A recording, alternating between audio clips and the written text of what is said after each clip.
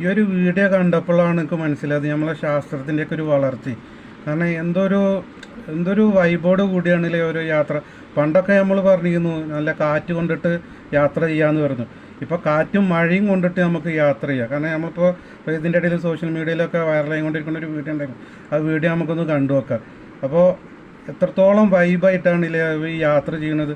പണ്ട് കാലങ്ങൾ പറഞ്ഞത് നമ്മൾ കാറ്റ് കൊണ്ട് യാത്ര ചെയ്യാന്ന് പറയുമ്പോൾ ഇത് കാറ്റും മഴയും കൊണ്ട് നല്ല വൈബോട് കൂടി സന്തോഷത്തോട് കൂടിയായിട്ടൊക്കെ നമ്മളെ കേരള KSRTCയിലുള്ള യാത്ര. കാരണം നമ്മളൊക്കെ ഇനിയൊക്കെ എന്നാണ് ഇതൊക്കെ മാറുമെന്ന് നമുക്കറിയില്ല. പക്ഷേ നമ്മൾ മാറുമെന്ന് പ്രതീക്ഷിക്കാം നമുക്ക്. കാരണം അതൊക്കെ നമ്മളെ അധികാരികളിലൊക്കെ കണ്ണിൽ പെട്ടിട്ട് ഇതിനൊക്കെ ഒരു മാറ്റമൊക്കെ കൊണ്ടുവരട്ടെ എന്ന് പ്രതീക്ഷിക്കാം നമുക്ക്, ഇല്ലേ? കാരണം കണ്ടില്ലേ യാത്രക്കാരെ കണ്ടോ, നല്ല വൈബാണ്. കാരണം മഴയും കാറ്റും മഴയൊക്കെ കൊണ്ട് നല്ല വൈബോട് കൂടിയിട്ടാണ് നമ്മൾ യാത്രക്കാരൊക്കെ യാത്ര ചെയ്യുന്നത്.